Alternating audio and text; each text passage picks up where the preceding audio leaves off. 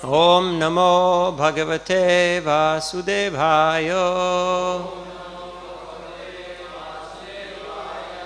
Om Namo Bhagavate Vasudevaya.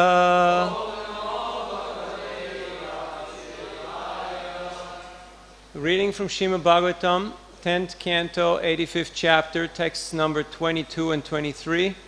22 is on the board. śrī-bhagavān uvāca. Vaco samavetārthaṁ.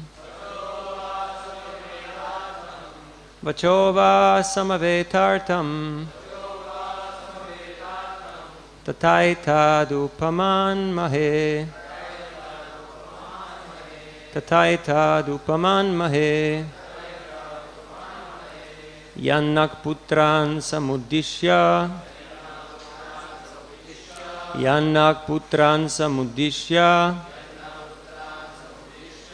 Tattva-grāma udāhṛtaḥ. Tattva-grāma udāhṛtaḥ. śrī-bhagavān uvāca. Vaco samavetārthaṁ. Tātaitad upamanmahe. Yannak putrān samuddiśya. Tattva-grāma udāhṛtaḥ.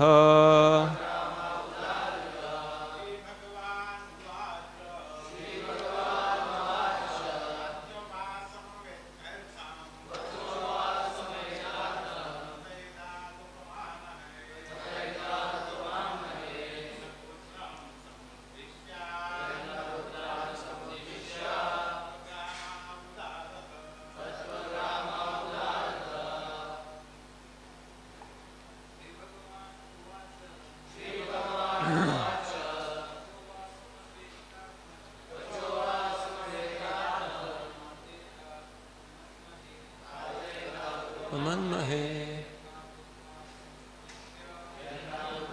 Samuddiśya.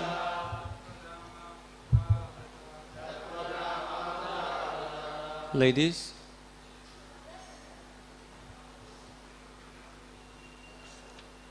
śrī-bhagavān uvāca. The Personality of Godhead said,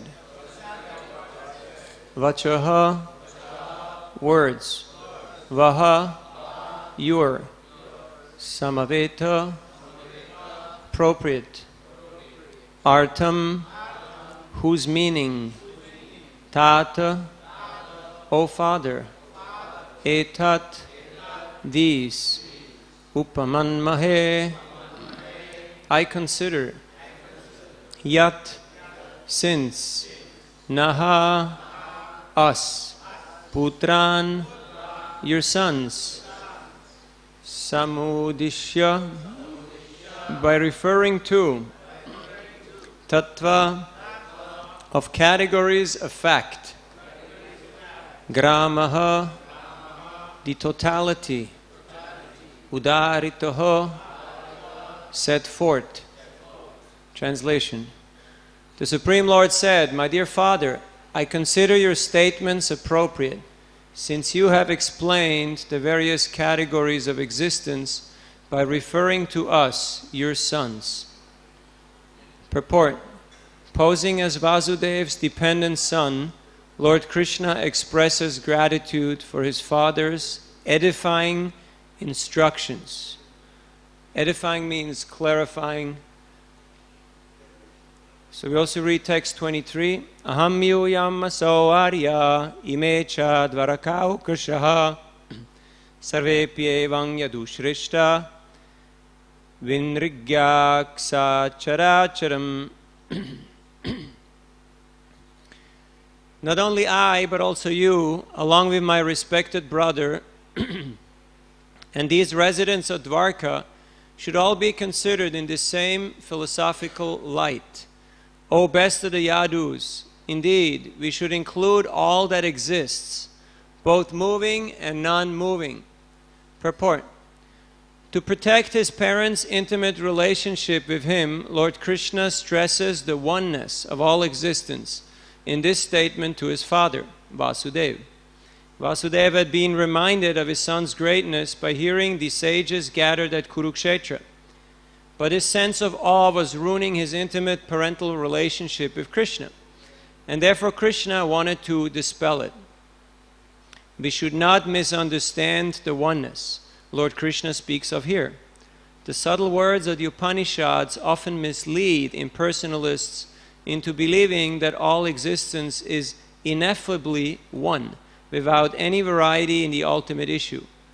Some Upanishadic mantras emphasize the sameness of God and His creation, while others speak about their difference.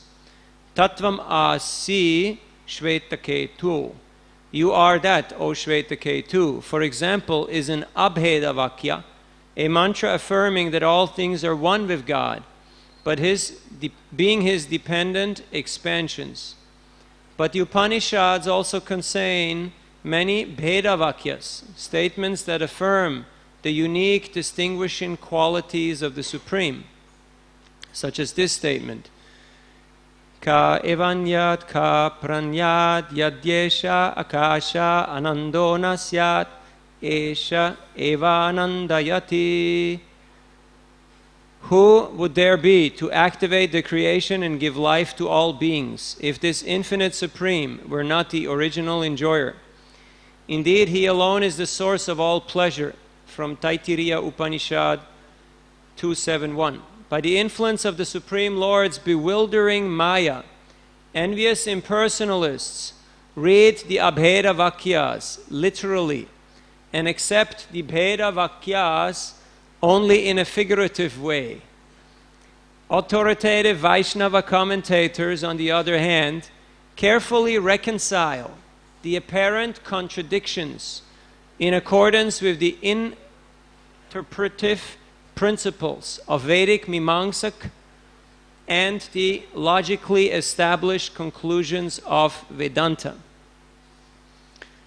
Om Ajnanatimrandasya Gyananjana Shalakaya Chakshurunmilitam Jena Tasmai Sri Gurave Namaha Sri Chaitanya Manobhistam Stapitam Yena Bhutale Swayam Rupa Gedamayam Dadati Svapadantikam Jayasi Krishna Chaitanya Prabhu Nityananda Sri Advaita Gadadhar Srivasari Gaura Bhakta Vrinda Hare Krishna Krishna Krishna Hare Hare Hare Rama Rama Rama Hare Hare Mukam karoti vachalam pangum langayate girim Yat kripadamaham vande Sri Guru Dinataranam Paramananda Madhavam Sri Chaitanya Ishwaram Vanchakalpatarubhyascha Kripasindubhya evacha Patitanam pavanebhyo Vaishnavebhyo Namo Namaha.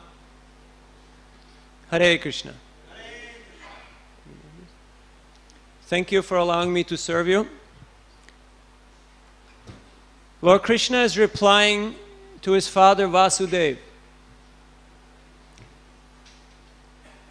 And he's replying in a very philosophical way, and he is stressing the oneness, abheda, because Vasudeva had spoken a lot of bheda.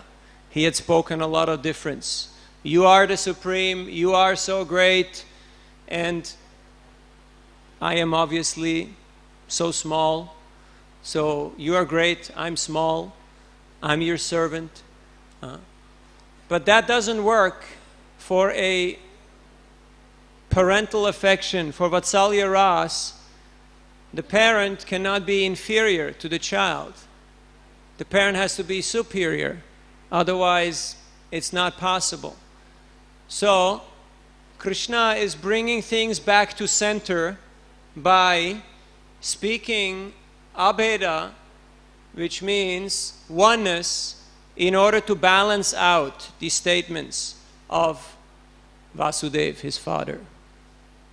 Now, before he does that, he listens very attentively to what his father has got to say. That's quite interesting, because not only did he listen to all the instructions of the sages, but he also heard his father's great glorification, proclamation of enunciating Vedic wisdom. Now Krishna could say, hey, hey, whoa, whoa, you know, I am the goal and the knower of the Vedas, so don't try to teach me this thing. But he just heard him out very humbly, patiently, and he appreciated. So we can see that simply by attentive and empathic listening, the person who listens can win the heart of the person who speaks.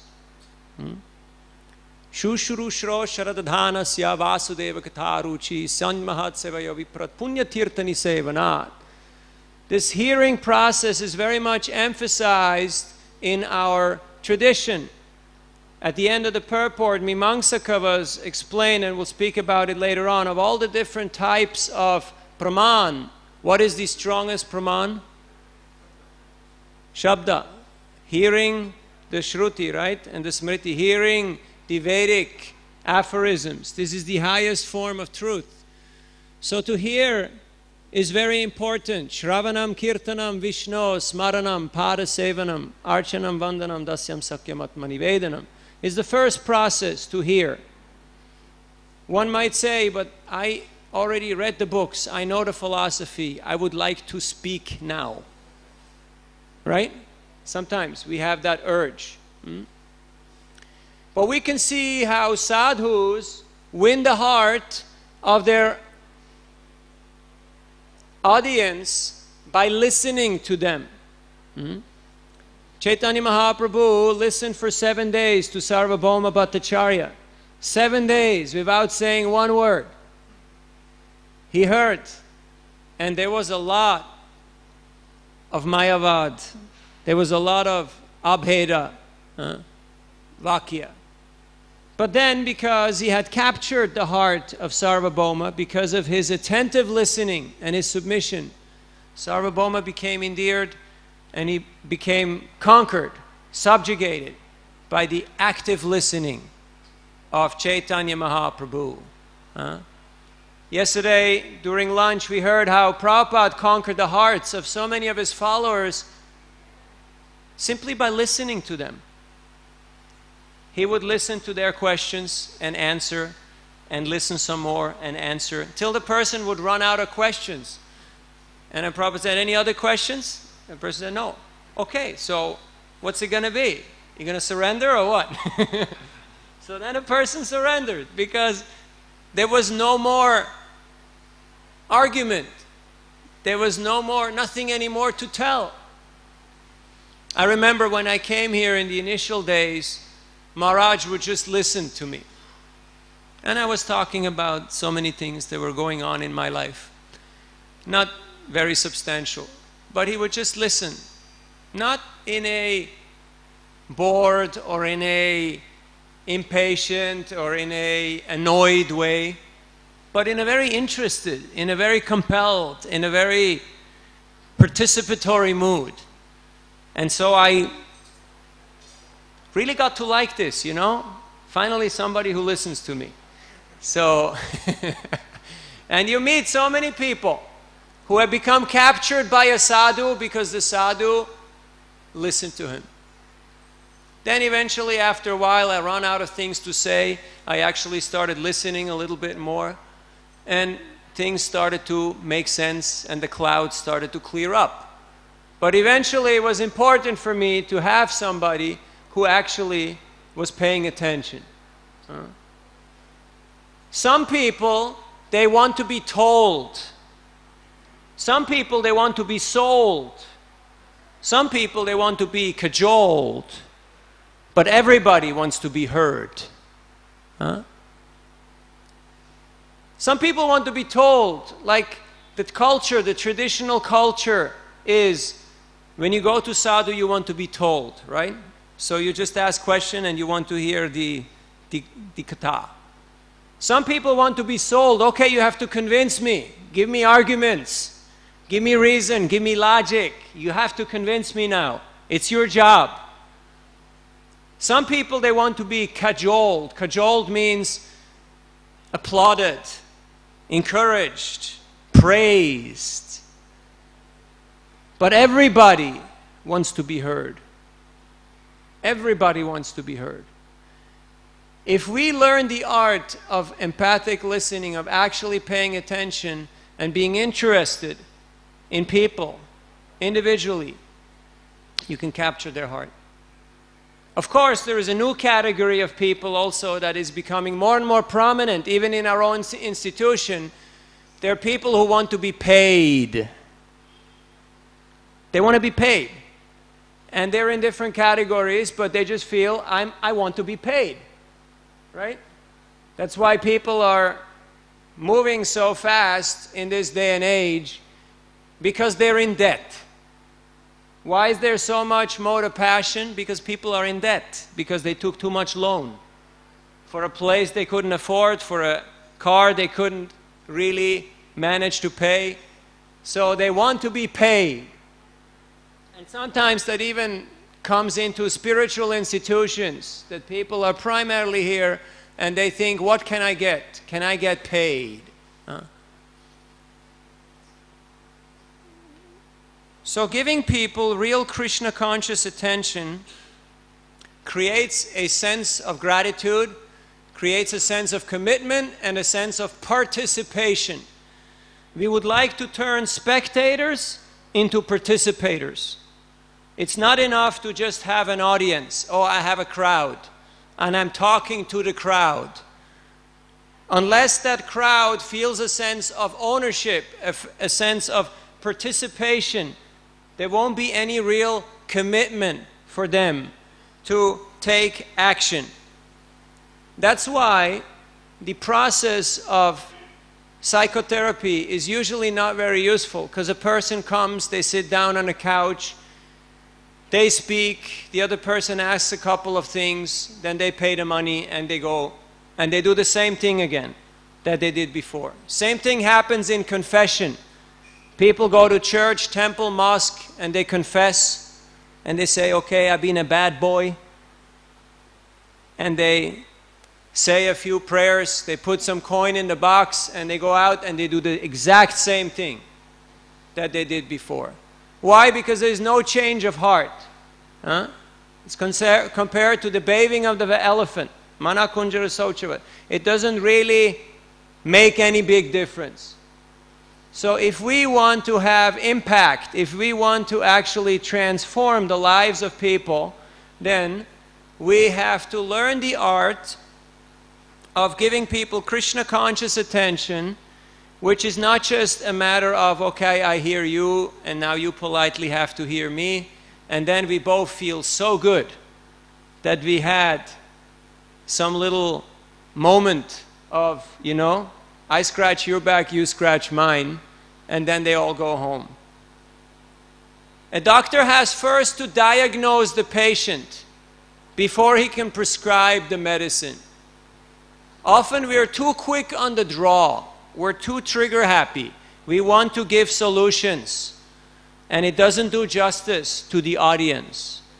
So as preachers, we should follow in Krishna's footsteps and learn the art of paying attention and listening attentively and hearing out our audience. Okay, what do they have to say? You may say, they're the audience, I'm the speaker, they have to listen to me. Wrong.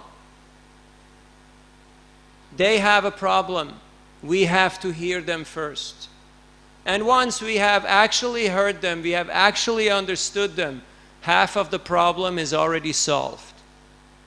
Have you ever noticed in your own life when you met a sadhu and you shared your heart, you shared your grief, your plight, half the problem was already solved just because somebody took an active interest in you? Has this ever happened to you?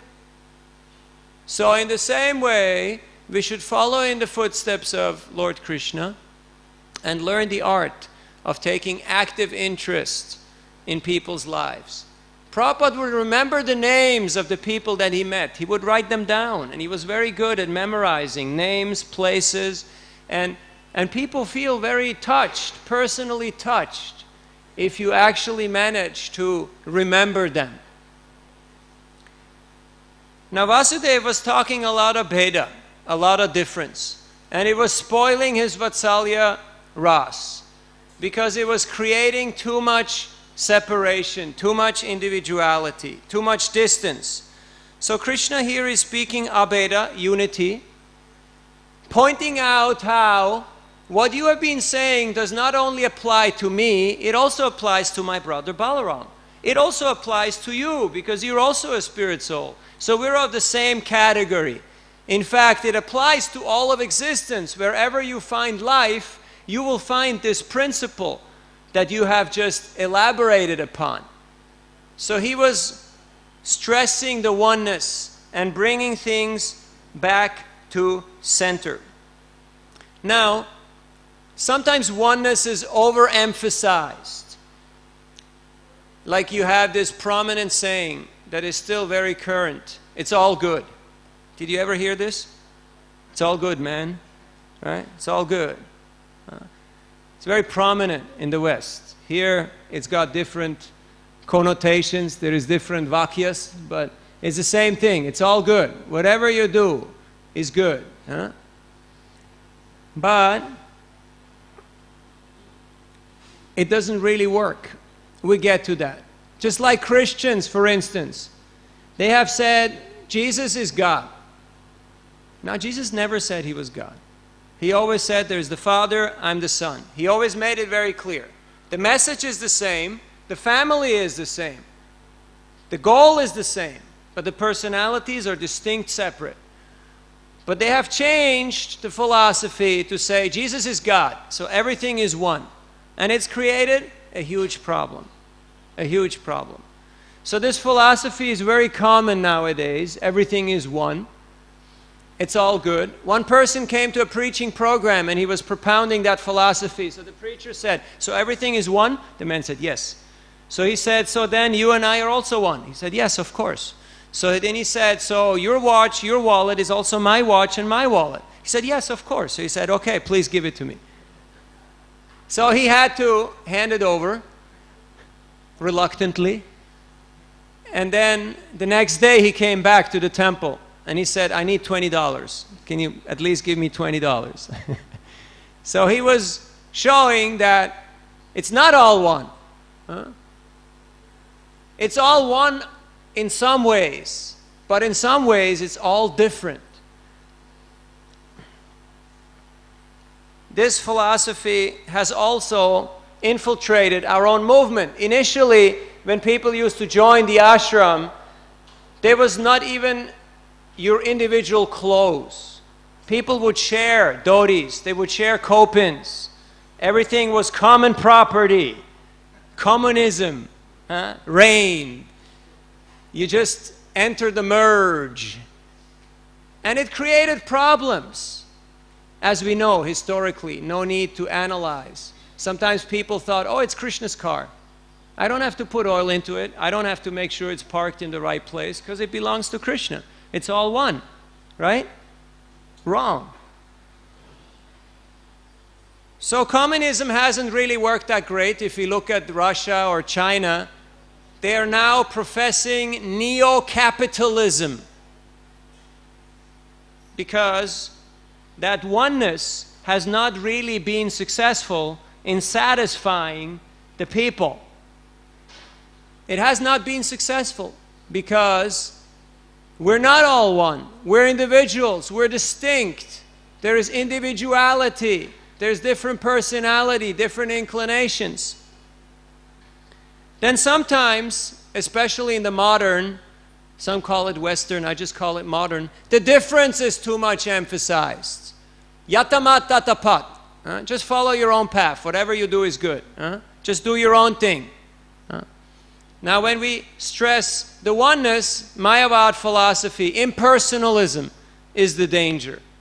And I think we're well aware of the impersonalistic Mayavad philosophy because Prabhupada has elaborately expanded upon it in his books. Now when the difference is too much emphasized, individuality, what happens?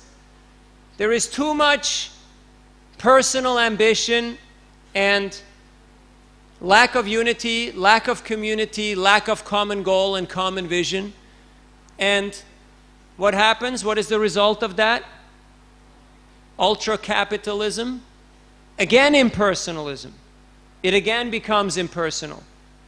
In which way? You can see that everybody wants to do their own thing and they disrespect the interests of others. The interest of the group gets abolished. So it's again impersonalism. So Prabhupada came to do what? Nirvishesha shunyavadi paschatyaresha tarine. He came to defeat impersonalism and voidism by establishing the principles of Krishna consciousness.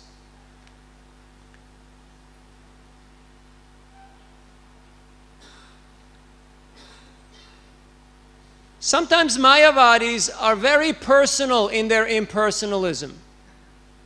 Have you noticed? Especially here in India, there's many Mayavadi groups, but they're very personal, some of them, in their impersonalism. They're very nice in their hospitality. They're very catering to a very specific target group, keeping them happy. So they're very expert in doing that. And sometimes the devotees, the bhaktas, they're very impersonal in their personalism. Have you ever noticed that? Huh? It's a danger. Just to give you two small examples. One time a devotee was chanting, walking up and down, and he was walking up to another devotee who was standing there who had a watch. So instead of asking the devotee, what time is it, he just picked up that devotee's hand and he pulled it up and he looked at the watch and he put it down and he walked away. Now he could have just asked, Prabhu, what time is it? Can you please tell me? No, he just picked up his arm, looked at the watch and walked away. Now you might say, I don't do these things, you know. Has it ever happened to you that you walk to prasadam and the server is ready to serve you exactly what you want, exactly what you need? But you thought, no, he can't possibly satisfy me. So even though he's there with the spoon in his hand, you grab the spoon from his hand and you start serving yourself, and then you drop the spoon and you walk away without saying anything. Has this ever happened, or have you ever witnessed that? Purely Mayavad. Pakka Mayavad. And I know it has happened to most of us in one way or the other. And it makes you feel like, you know, I don't feel the love here. You know? So we have to be careful that this Mayavad tendency does not creep in. Because otherwise people will feel, but these Mayavad groups are so personal. They're so nice. You know, they know my name. They know my dog's name. They send me postcards. They're really taking care of me. But what's the Siddhanta? What's the philosophy? Merge, merge, merge, merge, merge, merge, merge, merge, merge. Right? All becomes one. And then they come here and everything. What's the philosophy? What's the Siddhanta? Krishna's tu Bhagavan Swayam. Krishna is the supreme personality of Godhead. You're his individual servant. We all have eternal relationships with the Lord and with each other, with his parts and parcels, through the service, through bhakti. But sometimes impersonalism creeps in. So we have to speak about this in order to restore the balance.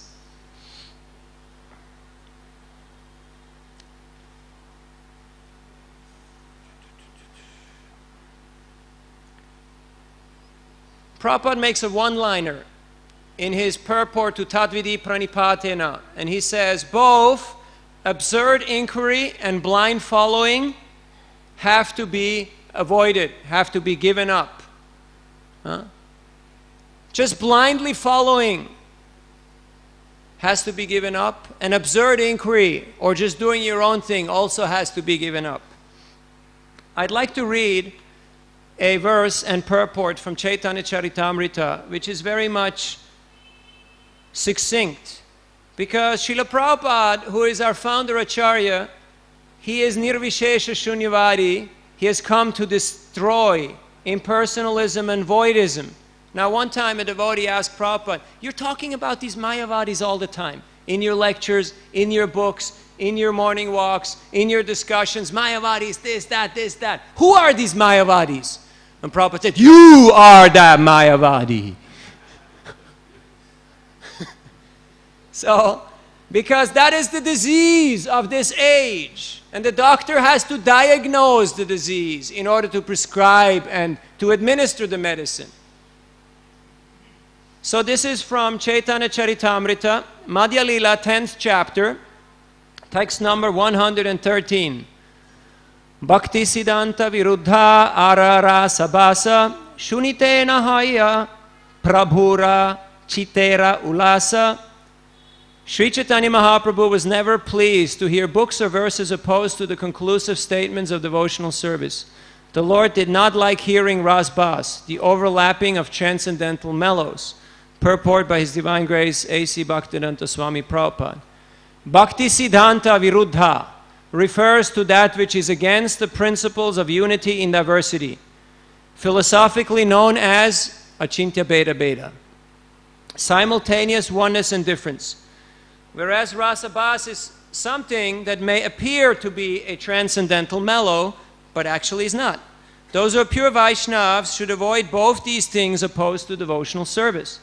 These misconceptions practically parallel the Mayavad philosophy. If one indulges in Mayavad philosophy, he gradually falls down from the platform of devotional service. By overlapping mellows, rasabhas, one eventually becomes a prakrita sahajya and takes everything to be very easy or cheap. One may also become a member of the bowel community and gradually become attracted to material activities. Sri Chaitanya Mahaprabhu has therefore advised us to avoid Bhakti Siddhanta Viruddha and rasabhas. In this way, the devotee can remain pure and free from fall downs. Everyone should try to remain aloof from Bhakti Siddhanta Viruddha and rasabhas. Now,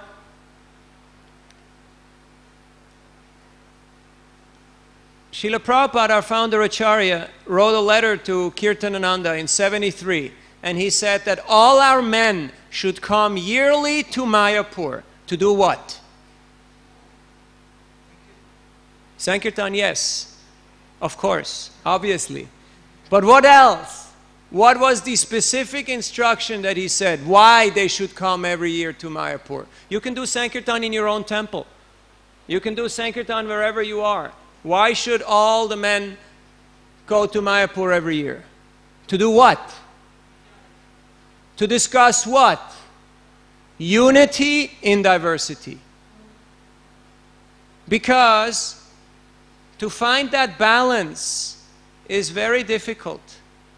It's very easy to get into oneness. It's very easy to get into difference. But to keep the balance between unity and diversity, that requires intelligence, that requires discussion, that requires a group effort, which means individual participation, individual ownership, but also individual sacrifice, and making concessions for the sake of the common vision, for the sake of the common interest. So Prabhupada wanted this because this unity in diversity is restoring this balance. Now, some people say never change, always keep things the same, right? Have you heard this? Whatever you do, don't change. For the next 10,000 years, things have to stay the same.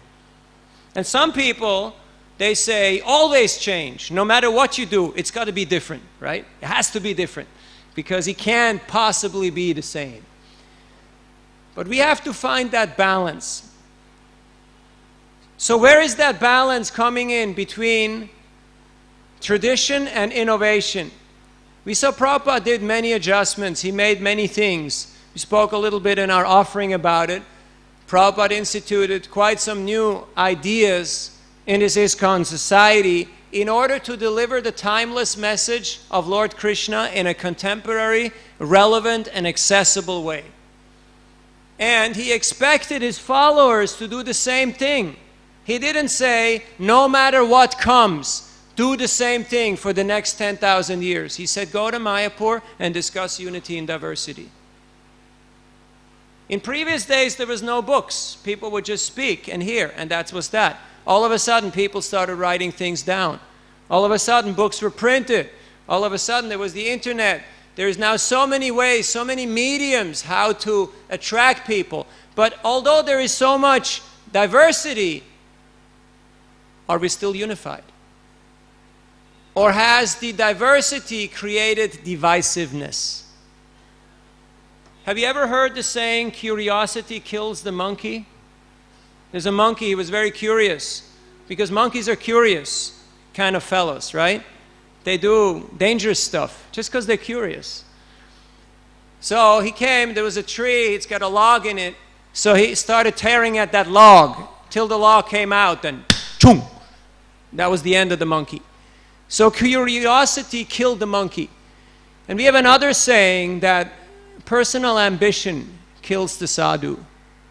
If the sadhu is too personally motivated and he's got too much ambition, too much Ishvara bhav, it can spoil, it can ruin his bhakti. So we'd like to speak a little bit about this. How to balance these things. First, there's a very nice book by His Holiness Purnachandra Maharaj, Unspoken Obstacles on the Path of Bhakti. It's available in our library. I read it every few years as a tonic, just to stay healthy. Also, I just read in Rupa Shiksha, Chaitanya Mahaprabhu speaks about avoiding the weeds that make choke the creeper of devotion. Upashaka. You have shak, you have the spinach, you have the good stuff, bhakti lata bij, but then you have other things that grow, and sometimes they may grow very luxuriantly. Like in Kali Yuga, the karma bij, the jnana bij, the I'm going to do my own thing, bija. That plant is very strong because the ground is very fertile for that kind of attitude. So it may even overshadow the bhakti creeper and it may choke it. So an expert gardener knows the difference and can pluck out these weeds. Now, who is a sadhu? A sadhu is an honest man and not duplicitous person. He's a person who has the self-interest of each and every one at heart, and he's helping the practitioner to pluck out those weeds. It is not a person who has the same problem or who plants those seeds. So, Chaitanya Mahaprabhu himself was personally showing us in the way how he treated his devotees, how unity in diversity works. There was a big group of devotees, big sangha, a lot of devotees. If you read Chaitanya Charitamrita, a long list of names. But there was a lot of individuality. They were all unique in their own way or form. And everybody had their own talents. And also everybody had their own weaknesses. Because weakness can also be beauty, you know. If something is fragile, there's beauty to it. It's not that only big, chunky, strong can be admired. But there has to be subtlety. There has to be some flavors there. So, Vasudeva Datta was so compassionate that he was ready to take the sinful reactions of every living entity in the universe, even the people he didn't know, even the people who were not from his caste, color, creed, or country, even those who were not humans. He was ready to take everyone's karma and go to hell for eternity in order to liberate them. Now, Mahaprabhu cried tears of compassion and affection when he remembered Vasudeva Datta. But he appointed Shivananda Sena as the Sarakela, as the secretary for his finances. Because he said, this person doesn't see any differences. But he's a grihasta, how can he maintain himself and his family? So he appointed somebody else to take care of his affairs. He told Shivananda Sena also, you take care of these 200 devotees who come to Puri every year. And you look out for them. So they have food, they have accommodation. So he gave very clear instructions. Nowadays, the tendency is not so much for oneness. The tendency is more for individuality. which creates too much individuality, creates divisiveness. Now when you come to Krishna consciousness initially, oftentimes people are told, okay, you don't have an opinion, you don't have a voice, you just shut up and listen. Keep on rowing, okay? Keep your mouth shut and keep on rowing. And if the person asks, where are you going? What's the goal? They say, it doesn't matter. It's not your business to ask. I remember one time I was a new bhakta, I went on Sankirtan and asked where we're going today. My Sankirtan leader said, that's not your business to ask. It's my job to figure that out. So for a few years I was just happy-go-lucky. Whenever the van stopped and the door opened, I jumped out like a parachute guy, you know, you just drop him out. And I didn't know where I was. I asked people, okay, what's the name of the town? Where are we? The only thing I knew was 630, this street corner. That's the only thing I knew, you know. But after a while, I started to know the geography and, you know, the game plan, and the ideas started to make sense. Then after some time, you become a group leader, a Sankirtan leader, a van leader, a something, and you start taking on responsibility, and then the tendency is too much Ishvara bhav comes in. Oh, I'm controlling things. Nobody can do something if I'm not here. What? That means if you're not here, nothing gets done? If you're not here, no breakfast will get served? If you're not here, people can't go and take bath? That's the other danger. So we have to keep things balanced. In Kali Yuga, the tendency is Ishvaroham Maham Bhogi. I'm the controller and I'm the enjoyer. And who is volunteered to give us his own personal example for that? Indradev, right? So many nice stories in the Bhagavatam. How Indra was feeling, I'm in charge. And is he in charge? Yes. He's the king of heaven. He directs all the demigods. He controls the weather. That's pretty powerful. That's much more powerful than all of us put together. But because of that tendency of Ishvara bhav, what happens? He tends to become a little insensitive to other people's needs. Just like Brihaspati walks in, he doesn't get up. He disrespects his own guru. Big problem, big difficulty. He gets too much involved with personal infatuation and sense gratification. And he commits serious mistakes of judgment and starts seeing friend as enemy and enemy as friend. And he gets himself into trouble. So why are these examples there in the Bhagavatam? Not just as historical accounts, but to show us that these are the dangers.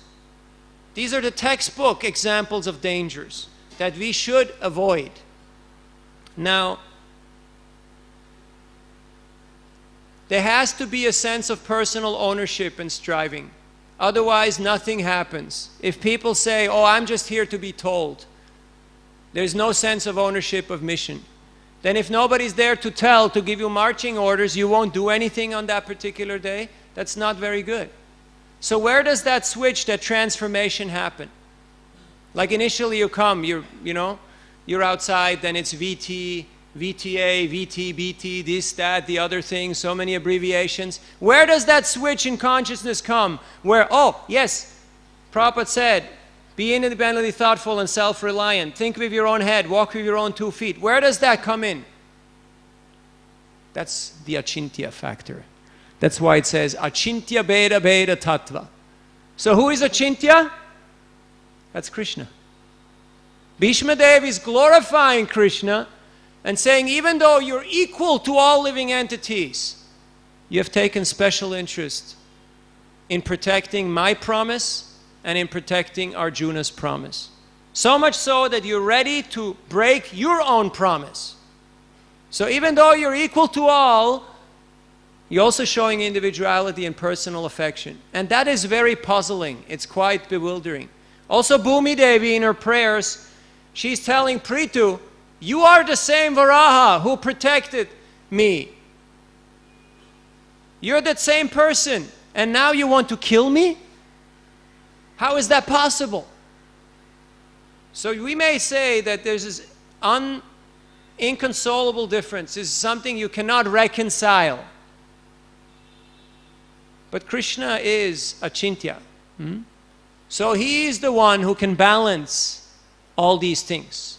Just like he's balancing all the universes on his head. Krishna is balancing Govardhan on his left pinky for 7 days. Chaitanya Mahaprabhu, his associate said, we don't believe that you're a coward boy. We just don't believe it.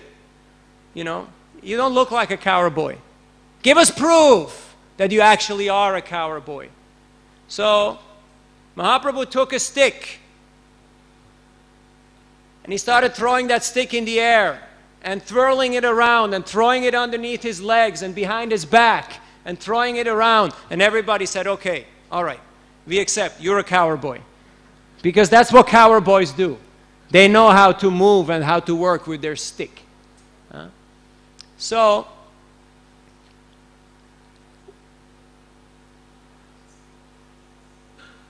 bhakti means selfless love, which does not go into extremes, which obliterate individuality or communality. We need individuality, but we also need communality. Too much reverence ruins intimacy. But too much intimacy creates sahajya tendency. Things are taken cheaply. So where does the balance come in? The balance comes in by practicing Krishna consciousness with compassion in the way that Vasudeva Datta has showed to us. So Srila Prabhupada has asked us, no matter what, stay in ISKCON and serve. Even if sometimes certain individual situations may not be 100%. Just like when you go to the holy river to take bath, sometimes there is some dirt. Sometimes there is dead bodies floating. So what do? You just let it pass and then you take your bath. So in the same thing in ISKCON, sometimes you see some dirt. Sometimes you see some dead bodies. So what do? You just let it pass and you continue doing the process of hearing and chanting. Continue taking shelter of the holy name, taking shelter of the process of Krishna consciousness. Now when Prabhupada went to the West, and we can also see the example of His Holiness Srila Radhanath Maharaj, what is he mostly speaking about in the West? Unity, right? What's that shloka? Vidya vinaya sampanne brahmane gavihastini shunichaiva supake cha pandita samadarshina. How many times have we heard this shloka being quoted? Many times, right? Because everybody's too much individualistic. So you have to counterbalance it and bring it to oneness. Okay, there's oneness here. I met one man out there on the corner near Marine Drive. I was giving him the book, and he said, you know what? I'm from Jatipur, you know? I'm following Krishna. But you and the Bhaktas, you're from Manasi Ganga. You're from that other camp, you know? And there's difference between us. There's different ideas. There's different opinion. I said, Hare Baba, it's all about Krishna, right? He said, yeah, you're right. It's all about Krishna. Okay. And he gave me the money. You know? So sometimes there's too much oneness. You have to stress the difference. Sometimes there's too much difference. You have to stress the oneness. How do you become aware? How can you do that? Hare Krishna, Krishna Krishna, Hare Hare, Hare Ram, Ram Ram, Hare Hare. Krishna is the Supreme Personality of Godhead. And we are His eternal servants.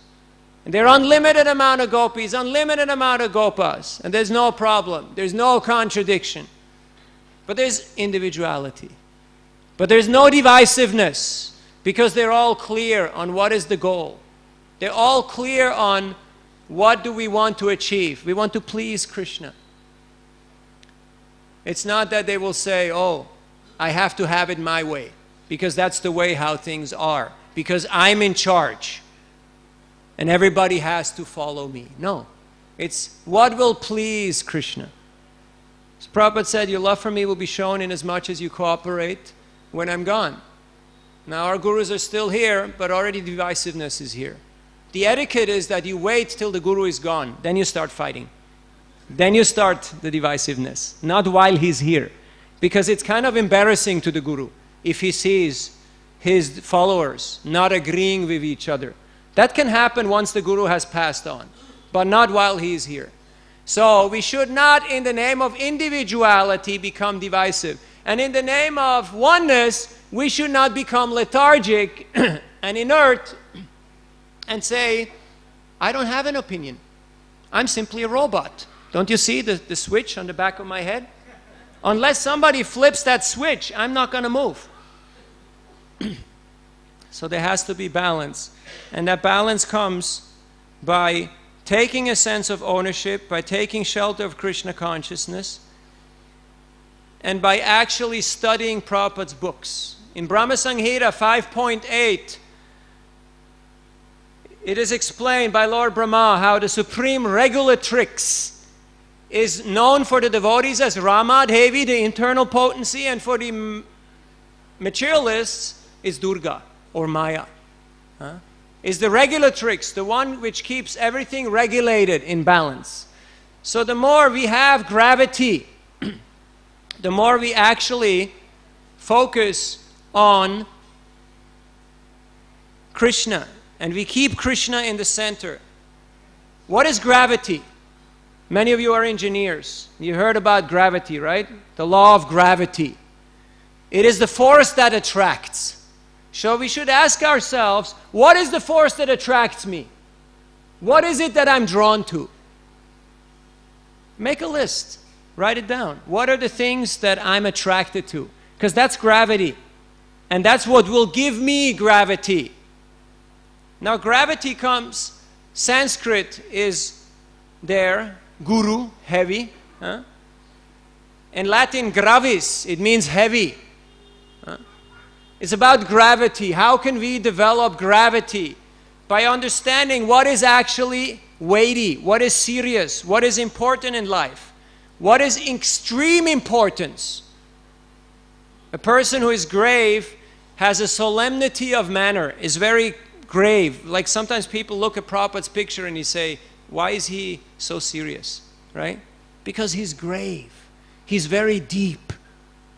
Sometimes I looked at a picture and they said, oh, you look very angry or very stern on that picture. Prabhupada said, that was a moment of deep ecstasy when that picture was taken. Because he was very deep. If we find that we are not very deep, that we're all over the place, we're distracted, we have so many individual ideas and desires, if we connect ourselves through the mission of Guru and Gauranga, we establish a strong bond, a strong link, then we'll also have gravity. You have to hold on to something that's firm. You can't hold on to things that are fallible fighting soldiers. Nowadays in this world, people have chosen so many Mahajans. Any sports star, movie star, musician, whoever is considered a hero if they can give you sense gratification. But tarko pratishta shrutayo vibhinnam. Our Mahajans are clear. We have to follow our spiritual predecessors. And to the degree that we do that and we connect with the order of Guru in our own unique way, seeing the commonality and working together as a team for the common goal, to that degree we'll have gravity, we'll be grounded, and to that degree we'll actually have success in Krishna consciousness. Dhruva was a young boy, 5 years old. He was rejected in the palace. He felt offended. But because he followed the order of Narad, he followed the order, the instruction of his guru, and he went to Madhuvan, he developed so much gravity that the entire universe was shaking. If we want to develop impact in our own lives and in the life of others, we should do the same as Dhruva did. Our Madhuvan is right here. Right here where we are. What are you doing? I'm developing gravity by connecting with the center of all attraction, Radha Gopinath, through the process of bhakti. Hare Krishna, Krishna Krishna, Hare Hare, Hare Ram, Ram Ram, Hare Hare. And if we do that, then all the other endeavors that we do, they will be meaningful. All the other connections that we have, they will be fruitful. All the other various interests that we have and various people that we meet, they will get impacted by the potency of Krishna consciousness. Hare Krishna. I'd like to take one or two questions, if there is. Yes.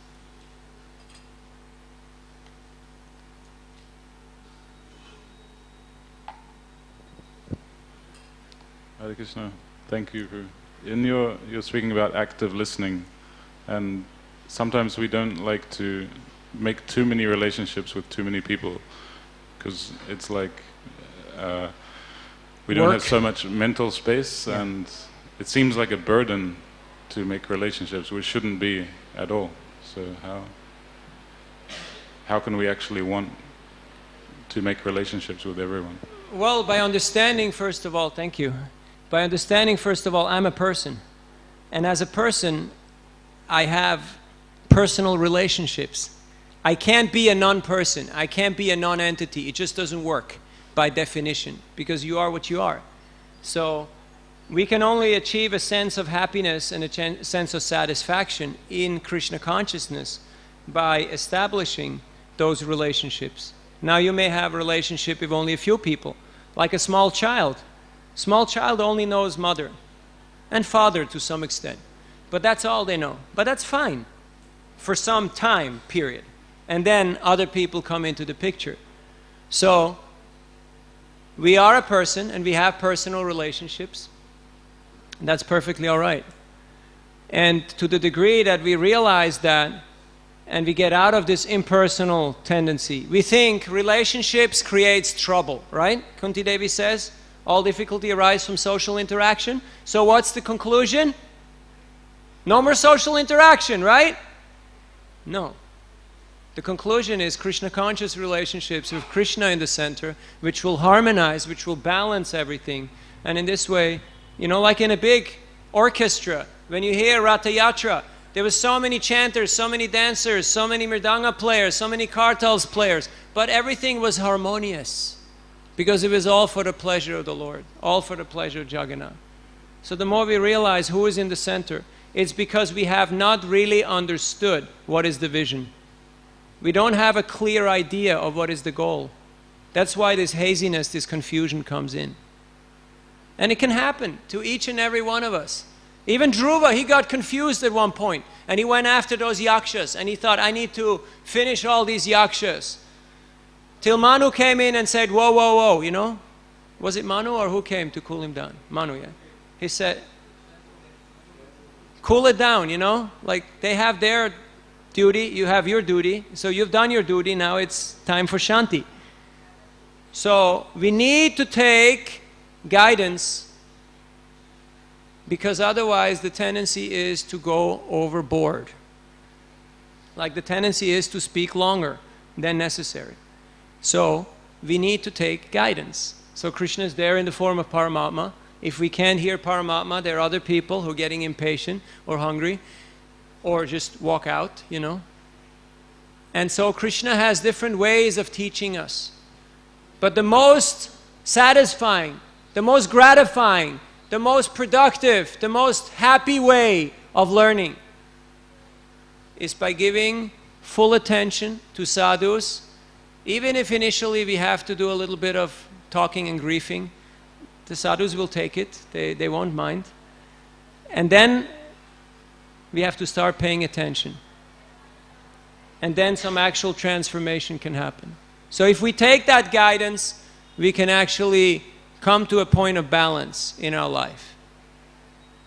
I've been told. It is possible. So I'd like to thank you all very much for your kind attention, and also for practicing Krishna consciousness in such an authentic way, to give solace, to give shelter to so many people who can themselves experience Krishna in his factor of gravity, because that is very attractive. If you find somebody who is stable, who is strong in the storm, who is your lighthouse, your guiding light, your beacon, that is very attractive. So Srila Prabhupada has given us these instructions in his teachings. The more we study them, the more we apply them, and the more we make plans on how to implement them as a loving community of individuals who are ready to suppress their own ambition, their own differences for the sake of pleasing Krishna and furthering the mission, the more we'll actually have success and impact. And Prabhupada said, it's permissible to study other groups and see how they're successful. A few days ago, the head of the Swami Narayan group passed away. You might have heard. Now, in a very short period of time, in a couple of decades, they built almost 1,000 temples around the world. That's pretty good. That's pretty good. So we can study, okay, what worked? We can see Christianity, they've been around 2,000 years. What worked? What didn't work? ISKCON has been here for 50 years. We have 650 centers. We have more than 1,000 ISKCON friendly affiliates. Some of them are friendly, some of them are neutral, Shantaras, some of them are not so friendly. Now, we have to see how we can keep the unity, even though there is variety and there is individuality. There is room for individuality in Krishna consciousness. Krishna, he can accommodate everybody. At the same time, let us work together, keeping Prabhupada's mission, his mood, his philosophy. This is our Mahavakya, our guiding principle. Krishnastu Bhagavan Swayam, Ekalaishvara Krishna Arasabha Bhritya. And then things will harmonize. The small little differences, they will smoothen out. So yes, not keep on rowing and keep your mouth shut, but keep on chanting. Hare Krishna, Hare Krishna, Krishna Krishna, Hare Hare, Hare Ram, Ram Ram, Hare Hare. Thank you very much. All goes to Srila Prabhupada. Śrīmad Bhagavatam ki.